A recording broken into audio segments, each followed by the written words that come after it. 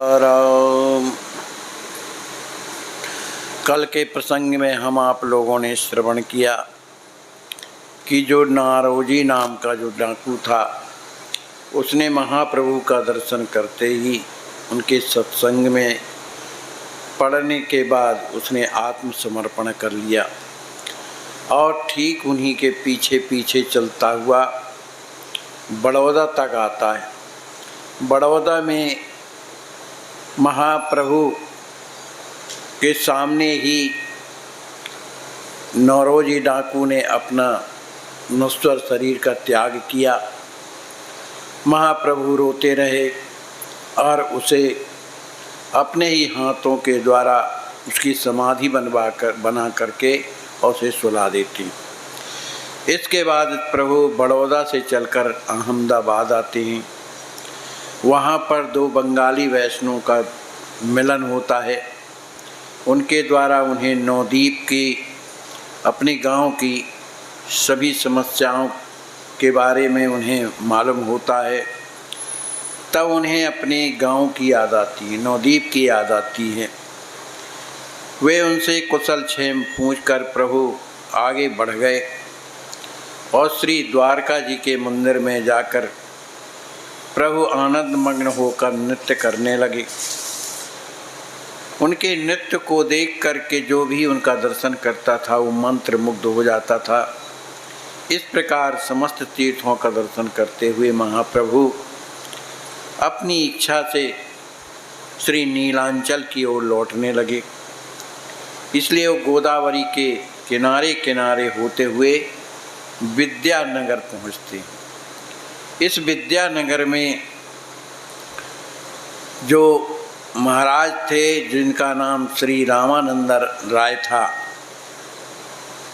उन्होंने जब महाप्रभु के आने का समाचार सुना तो बड़े प्रसन्न हुए और उनका दर्शन करने के लिए दौड़ पड़े। प्रभु ने उन्हें देखकर उन्हें गाढ़ा आलिंगन किया। राय ने बड़ी ही विनम्रता के भाव से कहा, प्रभु इस अधम को आप भूले नहीं, ये तो आपकी बड़ी कृपा है और मेरे प्रति आपके हृदय में अभी भी स्मृति बनी हुई है। इस बात का स्मरण करके प्रसन्नता के कारण मैं फूला नहीं समा रहा हूँ। आज मेरा जीवन धन्य हो गया कि आप जैसे महापुरुष मेरा चिंतन कर रहे हैं। इस बात को सुनकर महाप्रभु कहते हैं, राय महाशय यथार्थ में धन्य तो मैं हुआ हूँ। आपके दर्शन करने के बाद मेरे समस्त तीर्थ सफल हो गए। जितना सुख मुझे आपके यहाँ आपके साथ में मुझे मिला वह सुख मुझे कहीं नहीं मिला।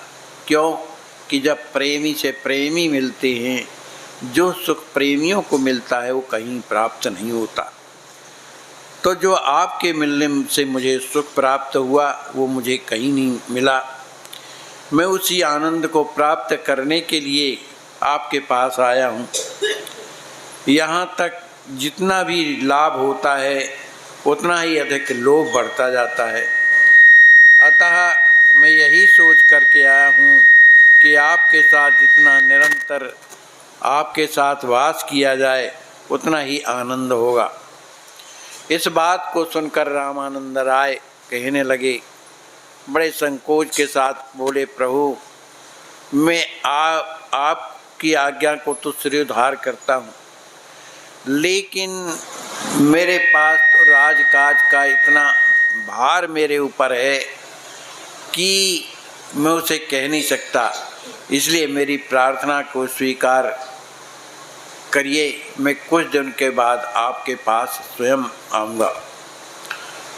प्रभु ने कहा, इसीलिए तो मैं हूँ, अब आपको साथ लेकर के ही मैं पूरी चलूँगा। राय महाशय ने कुछ व्यवस्था बताई, क्योंकि वो राजा थे, छोटे मोटे राजा थे, उन्हें राज्यभार देखना था। मेरे साथ चलने से आपको कष्ट होगा, क्योंकि मेरे साथ फौज फाटक सेना सब कुछ मेरे साथ में है। इसलिए मैं इसको सौंप दूं फिर इसके बाद में आपके साथ नीलांचल में रहूँगा, ऐसा कह करके। और रामानंदाचार्य जी बड़े दुखी हो जाते हैं। महाप्रभु भी रामानंदाचार्य की बात को स्वीकार करते हैं। वह 3-4 दिन विद्यानगर में रहे। जिस रास्ते थे आए थे उसी से अलालनाथ पहुँचते हैं। अलालनाथ में पहुंचकर प्रभु ने कृष्णदास के द्वारा, पिछले प्रसंग में हम आप लोगों ने सुना था कि श्री कृष्णदास कुछ ऐसे साधुओं के बहकावे में आ गए थे जिनके कारण उनका पतन होना संभव था। उन्होंने महाप्रभु को ही छोड़ करके और उन सन्यासियों के साथ में चले गए थे, क्योंकि उन्होंने ये कहा था कि तुम हमारे साथ में रहोगे, हमारा चेला बन जाओगे तो तुम्हें जो चाहिए वो प्राप्त होगा। हमारे साथ में बहुत सी स्त्रियां भी रहती हैं, धन दौलत भी रहती है, खाने की कोई कमी नहीं रहती है, इसलिए तुम हमारे साथ चलो। तो वे महाप्रभु को छोड़ करके कृष्णदास और चले गए थे।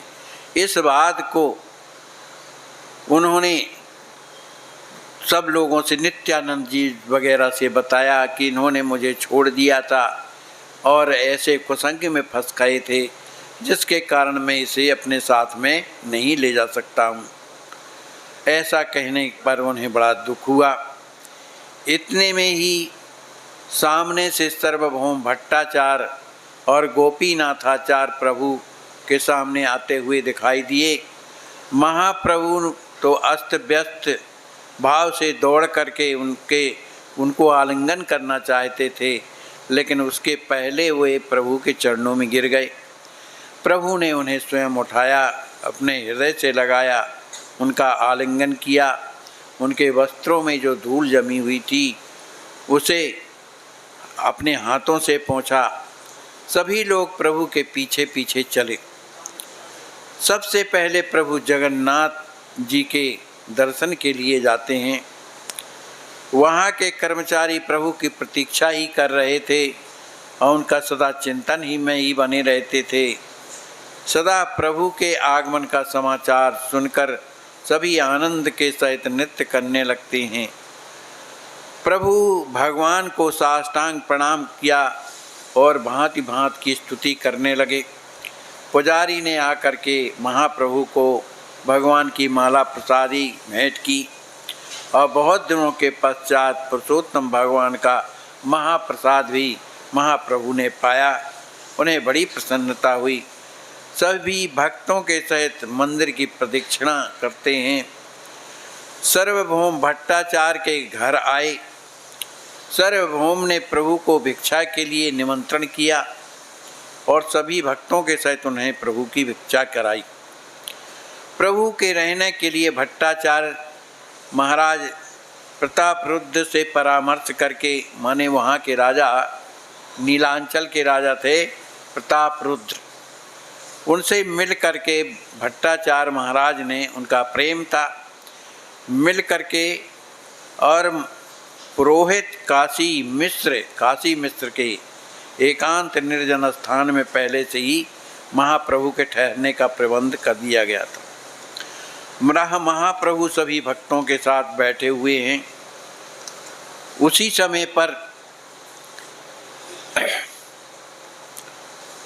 समय पर एक व्यक्ति जो अत्यंत सरल सीधा था, वो आकर महाप्रभु के चरणों में प्रणाम करता है और जब वो प्रणाम करता है और हाथ जोड़ करके प्रभु से कुछ दूर खड़ा हो गया, तो प्रभु ने उससे पूछा, भाई आप कौन हो, कहाँ से आए हो?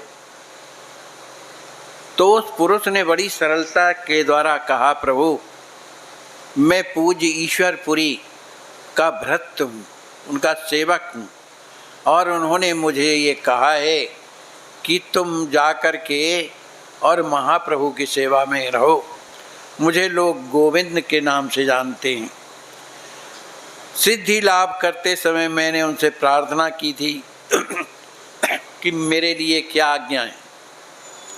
तब उन्होंने मुझे आपकी सेवा के लिए कहा है आज्ञा दी है, उनकी आज्ञा सिरोधार करके मैं आपके चरणों में उपस्थित हूँ।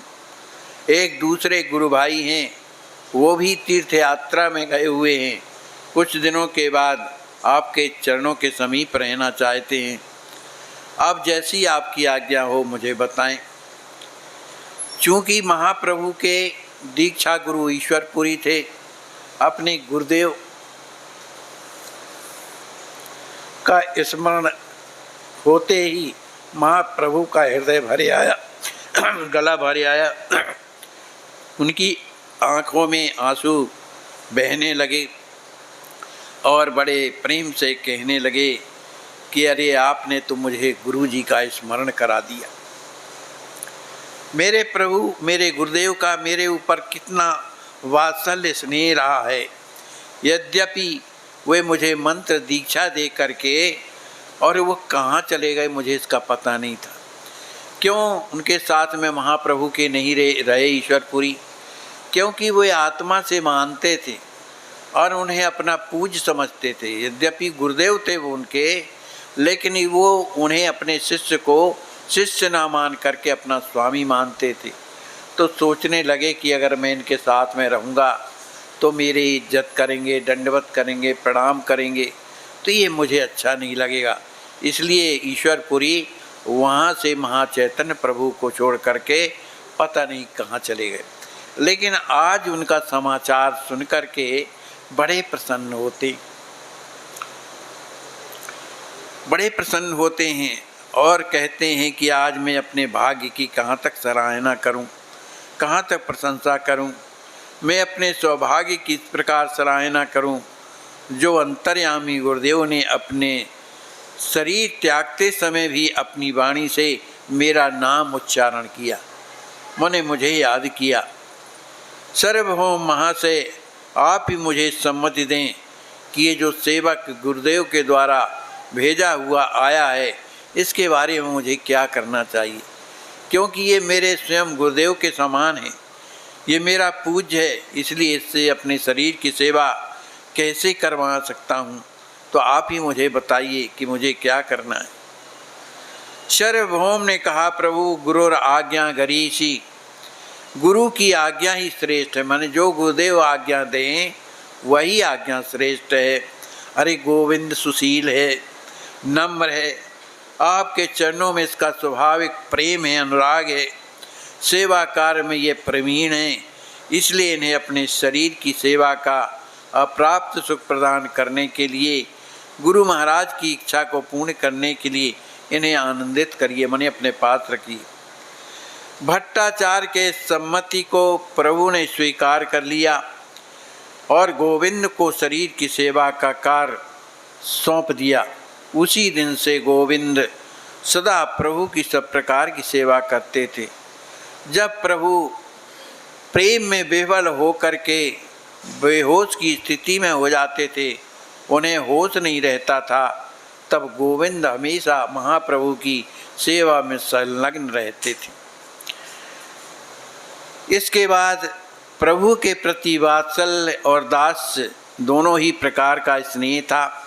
ये सदा प्रभु के चरणों में को अपनी छाती में रख करके सोया करते थे महाप्रभु के।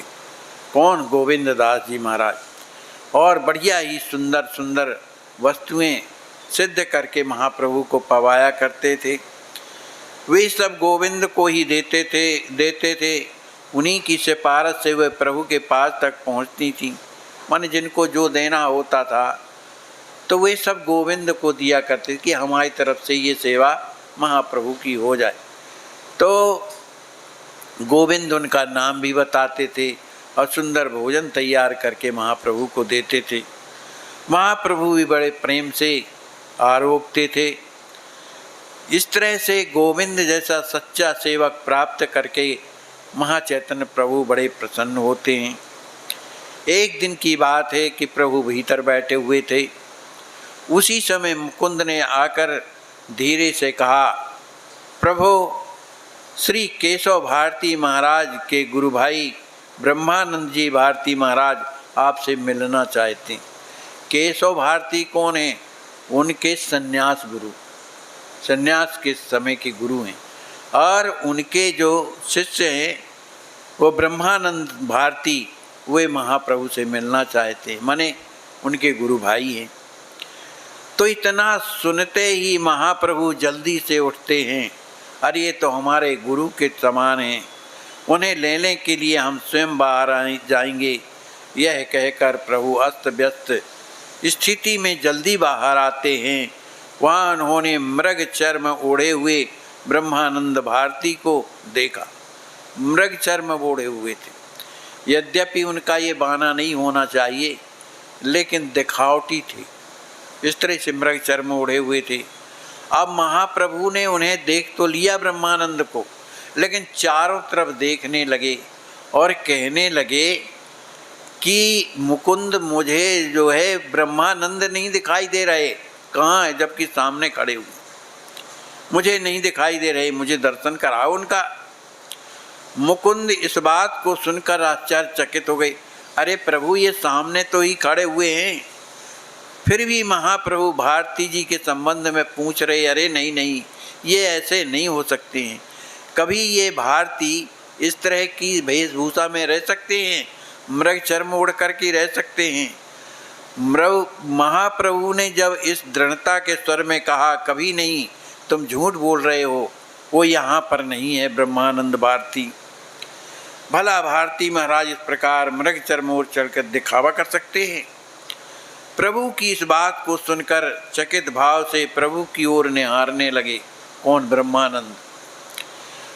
और उन्होंने जो मृग चर्म ओढ़े हुए थे तत्काल निकाल करके फेंक दिया, और जैसे ही फेंक दिया उसी समय प्रभु उनके चरणों में प्रणाम करने लगे। और वे लज्जित भाव से कहने लगे, आप हमें प्रणाम ना करें, आप तो साक्षात ईश्वर हैं। प्रभु ने कहा, आप तो हमारे गुरु हैं, गुरु के समान हैं, आपको भी प्रणाम ना करेंगे तो किसको प्रणाम करेंगे? हमारे तो साकार भगवान आप हैं। भारती ने कहा कि विधि निषेध तो साधारण लोगों के लिए, आपका गुरु तो हो ही कौन सकता है, आप तो जगत गुरु हैं। इस प्रकार परस्पर एक दूसरे की स्तुति करने लगे। भारती जी वहाँ महाप्रभु के समीप रहने लगे। प्रभु से उनकी भिक्षा आदि की व्यवस्था, माने वो भी वहाँ उनकी भिक्षा होने लगी।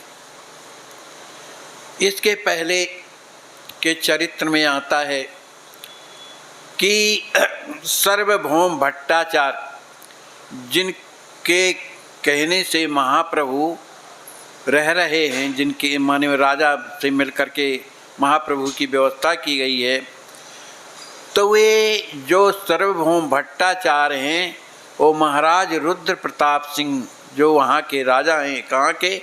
नीलांचल के, जगन्नाथपुरी के। उनके हृदय में महाप्रभु के चरणों में दृढ़ प्रीति थी। तो महाराज तो वैसे धर्मात्मा थे, विद्या विसंगिनी थे, साधु ब्राह्मणों के प्रति भक्ति भी रखते थे, लेकिन कैसे भी सही, लेकिन थे तो राजा। संसारी विषय भोगों में फंसे रहना तो उनके लिए एकमात्र साधारण बात थी।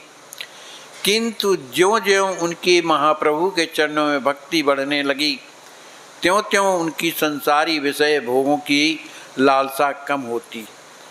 माने जैसे जैसे हमारा मन भगवान में लगने लगता है, तो संसार की जो वस्तुएं, जो संसार है, वो धीरे धीरे दूर होने लगता है। हृदय की कोठरी बहुत छोटी होती है, वो बहुत सी वस्तुओं को हृदय में धारण नहीं कर पाता। जहाँ विषय है वहाँ भक्ति नहीं होती, वहाँ साधु महात्माओं के प्रति भक्ति रह ही नहीं सकती।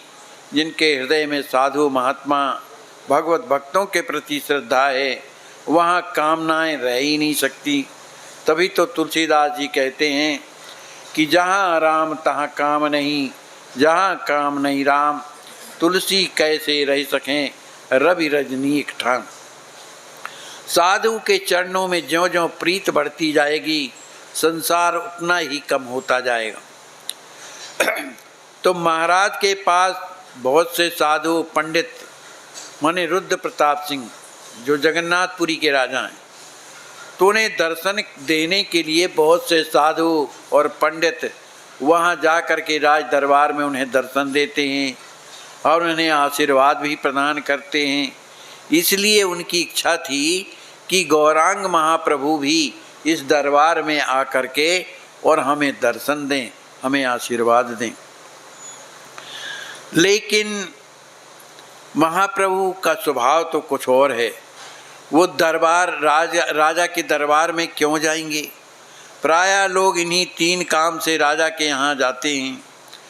महाप्रभु इन तीनों विषयों को त्याग कर भी त्यागी सन्यासी बन गए।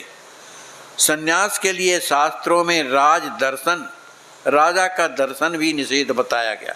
राजा का दर्शन नहीं करना चाहिए। हाँ, कोई राजा भक्ति भाव से यदि उनका दर्शन करने आता है तो उसमें कोई बुराई नहीं है।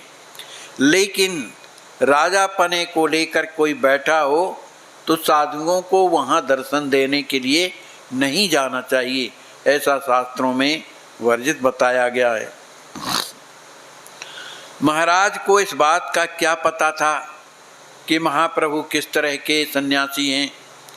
अभी तक तो उन्हें सच्चा सन्यासी कभी मिला नहीं।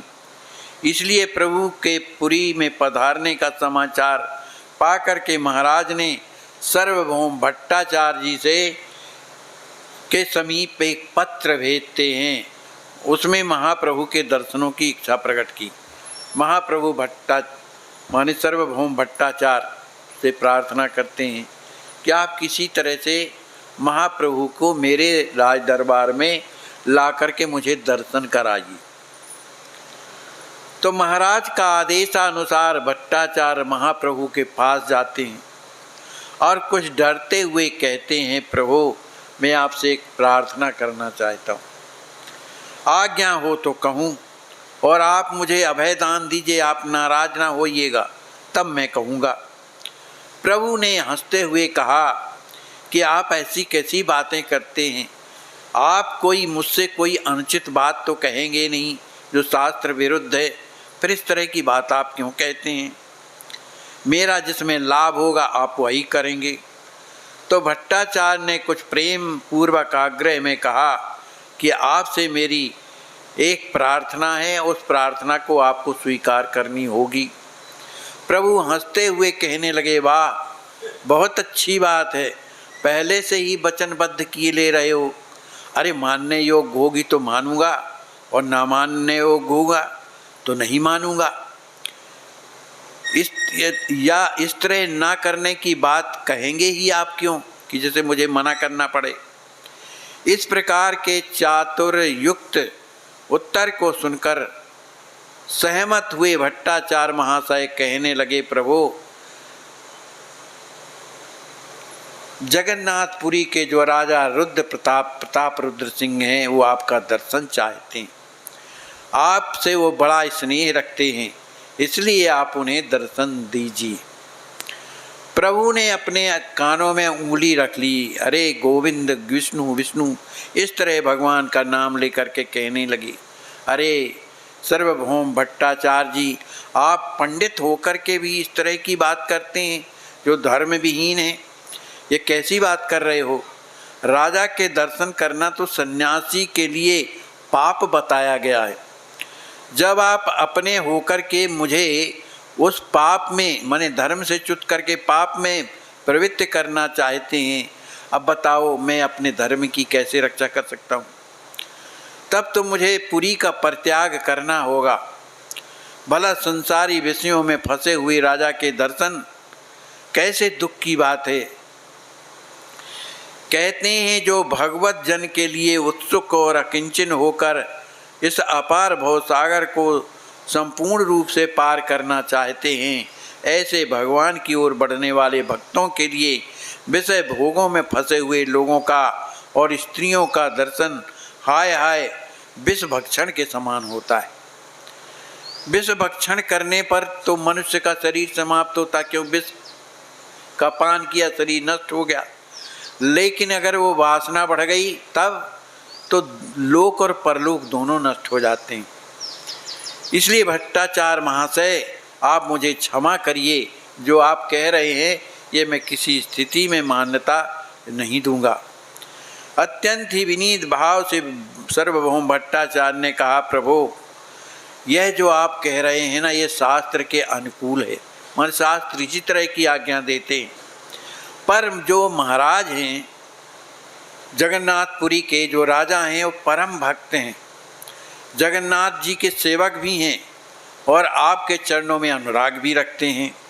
इन सभी कारणों से वे प्रभु के कृपा पात्र बनने योग्य हैं। आप उनसे राजा पने के भाव से ना मिलिए। मान लीजिए वह विषी हैं तो भी आपको कुछ हानि नहीं हो सकती है, उल्टे उनका उद्धार ही तो होगा। आपकी कृपा से संसारी लोगों का संसार बंधन छूट जाता है। महाप्रभु कहते हैं कि त्यागी पुरुष कौन है? स्त्रियों की और विषयों पुरुषों की आकृति से भी डरना चाहिए। माने जो बैरागी होना चाहते हैं, जो सन्यासी हैं, जो साधु हैं, उनको स्त्रियों की चर्चा तो छोड़ो, उनकी आकृति से भी डर लगना चाहिए। कहते हैं जिस तरह से सांप को देखने से चित्त में क्षोभ हो जाता है, दुख प्रकट हो जाता है, उसी प्रकार उसकी आकृति से भी होता है, देखने से डर लगता है। पर उसके साथ वार्तालाप और संसर्ग करना तो दूर रहा। इस उत्तर को सुनकर के भट्टाचार्य जी महाराज चुप हो गए। उन्होंने प्रभु से इस संबंध में कुछ नहीं कहा। वे मन से अपने घर में बड़े दुखी होकर अपने घर लौट आए और सोचने लगे कि अब मैं राजा को क्या उत्तर दूंगा। राजा मुझे मानता बहुत है, लेकिन मैंने एक काम नहीं किया, तो अब मैं क्या उत्तर दूं। इसी सोच विचार में वो 2-3 दिन तक पड़े रहे, बड़े दुखी रहे। उन्होंने राजा को कुछ उत्तर नहीं दिया। इसी बीच में राय रामानंद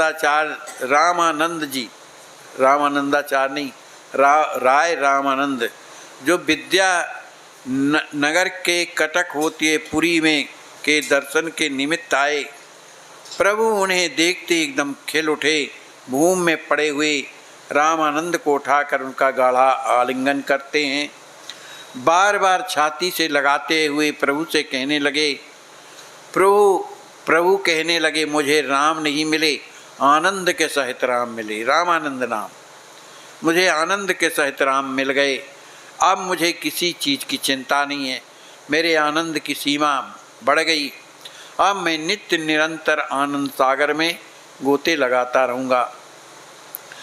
रामानंद के प्रति प्रभु के ऐसे प्रगाढ़ प्रेम को देखकर सभी भक्त विस्मित हो गए, क्योंकि रामानंद जी महाराज जो हैं एक छोटे मोटे रियासत के विजयनगर के राजा थे, छोटे थे।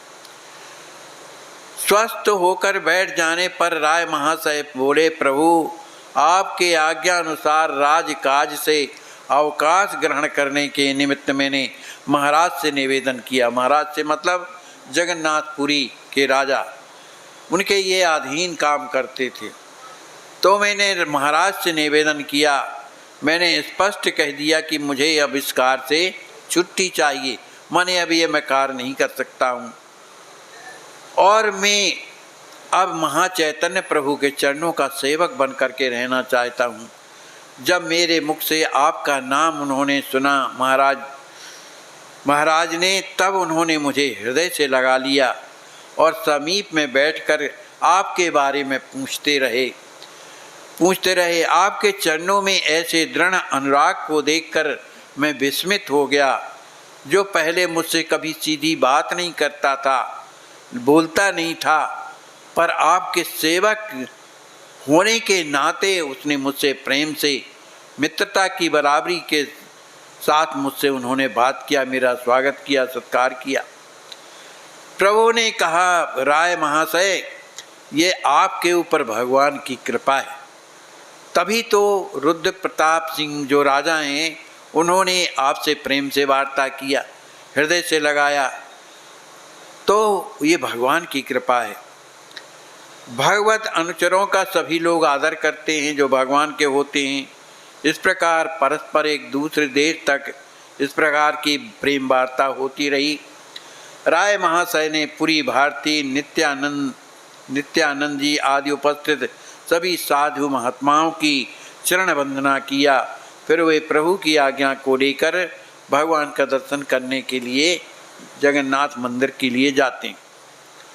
उसी समय महाराज रुद्र प्रताप जो पुरी के राजा हैं, रथ यात्रा, उस समय रथ यात्रा का समय था, तो पुरी दर्शन करने के लिए आते हैं।